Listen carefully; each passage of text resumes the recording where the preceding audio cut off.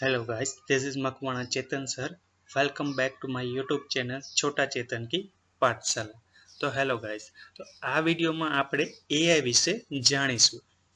તો AI means artificial intelligence. સૌથી પહેલા સવાલ એ થાય કે આપણે AI વિશે જાણવું અને શીખવું શા માટે જરૂરી છે. તો તમે જોઈ શકો કે આજના ડિજિટલ એરામાં દરેક ફિલ્ડમાં AI નો ઉપયોગ વધતો જાય છે અને દરેક કાર્ય AI ની મદદથી થતા જાય છે. જો એમ્પ્લોયમેન્ટ મેળવવી હોય તો AI શીખવું અને AI જાણવું ખૂબ જ જરૂરી છે. આજે ઘણા બધા વિદ્યાર્થીઓ કે કેન્ડિડેટ AI ના ઉપયોગ શીખીને અથવા AI ના કોર્સ કરીને લાખોના પેકેજ મેળવે છે. એટલા માટે આ ડિજિટલ એરા સાથે આપણે ચાલવું હોય તો AI શીખવું અને જાણવું ખૂબ જ જરૂરી છે. જેથી આ વિડીયોમાં આપણે AI વિશેની માહિતી મેળવીશું. AI મીન્સ આર્ટિફિશિયલ ઇન્ટેલિજન્સ, નવીનતમ AI સાધનોની દુનિયામાં પ્રવેશ. આ પ્રસ્તુતિમાં આપણે નવીનતમ AI સાધનોની દુનિયામાં વિગતવાર માહિતી મેળવીશું. તેની ક્ષમતાઓ, એપ્લિકેશનો અને ભવિષ્યની સંભવિતતાઓ પર ધ્યાન કેન્દ્રિત કરીશું.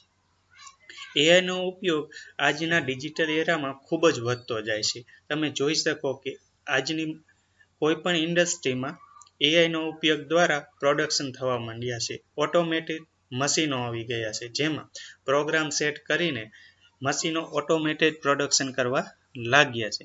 તેથી જો આપણે એમ્પ્લોયમેન્ટ મેળવવી હોય તો AI નો ઉપયોગ કરવો જરૂરી છે અને તેના માટે શીખવું જરૂરી છે. આપણે આજે નહીં તો કાલે AI તો શીખવું જ પડશે. તો તેથી બેટર ઓપ્શન એ છે કે આપણે આજથી શરૂઆત કરીએ. તો ચાલો આપણે AI વિશે વધુ માહિતી મેળવીએ. તો મિત્રો, સૌથી પહેલા આપણે એ જાણીએ કે AI શું છે. AI મીન્સ કે આર્ટિફિશિયલ ઇન્ટેલિજન્સ એ મશીનો દ્વારા માનવ બુદ્ધિનું અનુકરણ કરે છે, જે શીખવા, સમસ્યાઓ હલ કરવા અને નિર્ણય લેવા સક્ષમ બનાવે છે. તે આધુનિક ટેકનોલોજીનો પાયો છે. મીન્સ કે AI એ મનુષ્ય દ્વારા એક સર્જન કરેલું સોફ્ટવેર છે. મીન્સ કે તે માનવ બુદ્ધિનું અનુકરણ કરી શકે પરંતુ તેનું સ્થાન લઈ શકે નહીં. આગળ જોઈએ તો તે મશીન લર્નિંગ મીન્સ કે ડેટામાંથી શીખવા અને આગાહી કરવા માટે ગાણિતિક નિયમોનો ઉપયોગ કરે છે. ડીપ લર્નિંગમાં જોઈએ તો ન્યુરલ નેટવર્ક્સનો ઉપયોગ કરીને જટિલ પેટર્ન ઓળખવા માટે ઉપયોગ કરે છે. મીન્સ કે તે ડેટાનું એનાલિસિસ કરી શકે. જે તેની પાસે ડેટા છે તેના આધારે ડેટાનું એનાલિસિસ કરીને તમને તેનું રિઝલ્ટ પ્રોવાઈડ કરશે. આગળ જોઈએ તો કે નેચરલ લેંગ્વેજ પ્રોસેસિંગ, માનવ ભાષાને સમજવા અને પ્રક્રિયા કરવા માટે AI નો ઉપયોગ થાય છે. એટલે કે આપણે જે AI ને કમાન્ડ આપીએ છીએ અથવા તો આપણી ભાષામાં જે કંઈ આપણે જોઈએ છે તે પ્રોમ્પ્ટ્સ આપીએ છીએ, તેના ઉપર તે પ્રક્રિયા કરીને તેના મુજબ આપણને રિઝલ્ટ પ્રોવાઈડ કરે છે. હવે આગળ જોઈએ તો આ નવા સાધનો શા માટે મહત્વપૂર્ણ છે. હવે નવા સાધનો મીન્સ કે AI ના જેટલા ટૂલ્સ છે તેનો ઉપયોગ કરીને આપણે જુદા જુદા ક્ષેત્રમાં તેનો ઉપયોગ કરીએ છીએ. હવે આ સાધનો શા માટે આપણા માટે ઉપયોગી છે. તો આ નવીનતમ AI સાધનો વ્યવસાયો અને વ્યક્તિઓ માટે અદ્યતન કાર્યક્ષમતા અને નવીનતા પ્રદાન કરે છે. તેઓ કાર્યપ્રણાલીને સુવ્યવસ્થિત કરે છે, સર્જનાત્મકતાને વેગ આપે છે અને સ્પર્ધાત્મક લાભ પ્રદાન કરે છે. મીન્સ કે જે આપણે કામ કરવાનું છે તે AI ને જે પ્રોમ્પ્ટ્સ આપેલા છે તેના મુજબ તે કાર્ય કરશે, જે પણ ભૂલ રહિત કરશે. તેથી આપણી કાર્યક્ષમતામાં વધારો કરે છે. પુનરાવર્તિત કાર્યોને સ્વસંચાલિત કરીને સમય અને સંસાધનો બચાવે છે.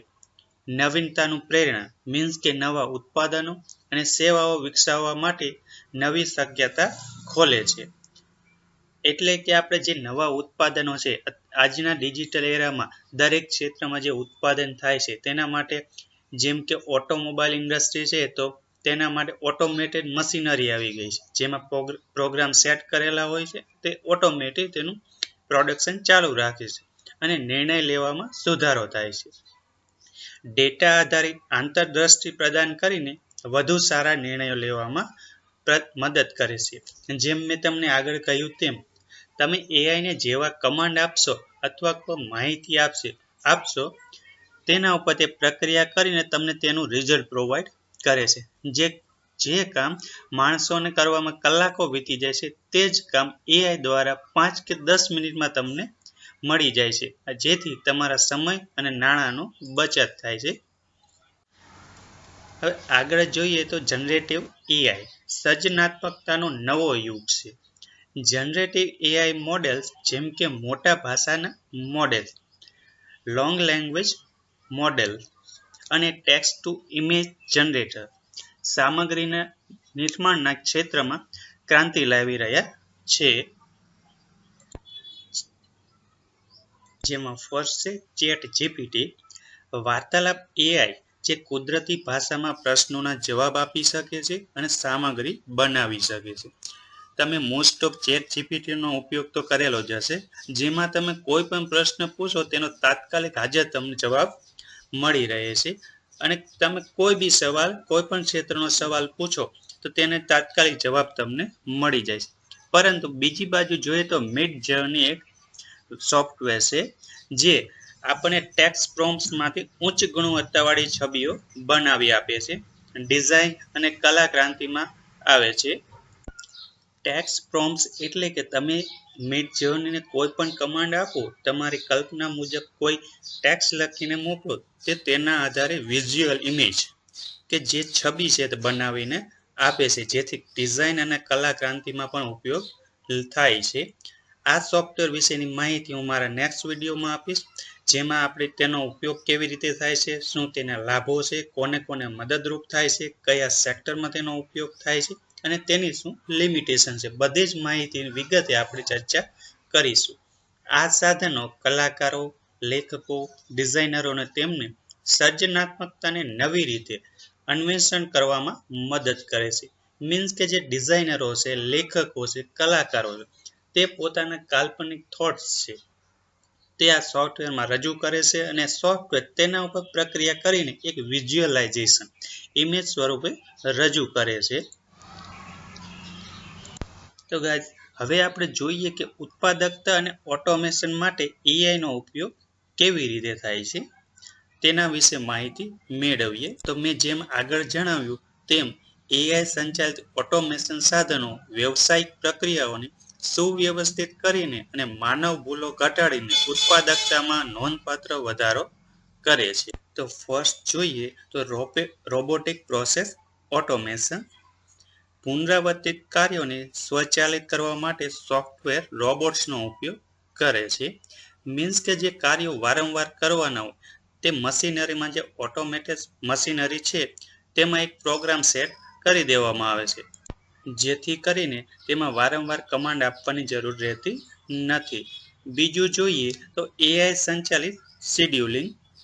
તો તેમાં મીટિંગ્સ અને સંસાધનો શ્રેષ્ઠ શેડ્યુલિંગ સમય બચાવે છે. મીન્સ કે એઆઈ તમને શેડ્યુલ બનાવીને આપે છે, જેથી તે શેડ્યુલ પ્રમાણે આપણે ચાલી શકીએ અને આપણા સમયનો પણ બચાવ કરી શકીએ.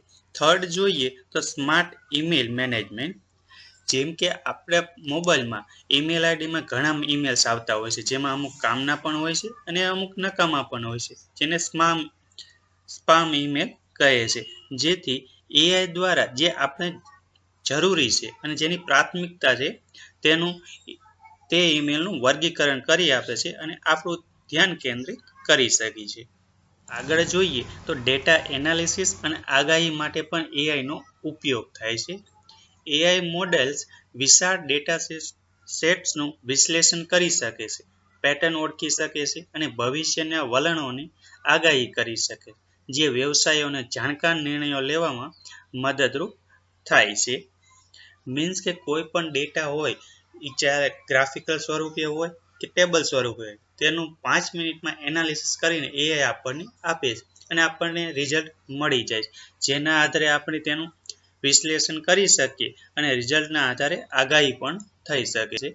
હવે આગળ જોઈએ તો વિચારણાઓ અને જવાબદાર ઉપયોગો અને પડકારો. એઆઈના ઝડપી વિકાસ સાથે નૈતિક વિચારણાઓ અને પડકારોને સંબોધિત કરવા મહત્વપૂર્ણ છે. જેથી તેનો જવાબદાર અને સમાવેશી ઉપયોગ સુનિશ્ચિત થાય. જેમાં ફર્સ્ટ જોઈએ તો ગોપનીયતા અને સુરક્ષા. ડેટાની ગોપનીયતા જાળવવી અને એઆઈ સિસ્ટમને સુરક્ષિત કરવી. બીજું જોઈએ પક્ષપાત અને ન્યાય. એઆઈ મોડેલોમાં પક્ષપાત ઘટાડવો અને ન્યાયી પરિણામો સુનિશ્ચિત કરવા. એટલે કે આજના ડિજિટલ એરામાં ઘણા એઆઈ ટૂલ્સ નો ઉપયોગ થાય છે. મીન્સ કે કોઈ પર્ટિક્યુલર ટૂલ્સ વિશે એવો પૂર્વગ્રહ ન રાખવો જોઈએ કે તેનું રિઝલ્ટ ન સારું હોય, પરંતુ બધા એઆઈ ટૂલ્સનો ઉપયોગ સુનિશ્ચિત રીતે કરવો જોઈએ. રોજગાર પર અસર. ઓટોમેશનને કારણે રોજગાર વિસ્થાપનની સંભવિતતાને સંબોધવી. મેં આગળ કહ્યું તેમ આજે એઆઈના ઉપયોગ દ્વારા લાખો કેન્ડિડેટ્સ લાખોના પેકેજ મેળવે છે. એટલા માટે આજના ડિજિટલ એરામાં એઆઈનો ઉપયોગ ખૂબ જ વધતો જાય છે. એટલા માટે તેના વિશે જાણકારી મેળવવી અને એઆઈ શીખવું ખૂબ જ જરૂરી છે.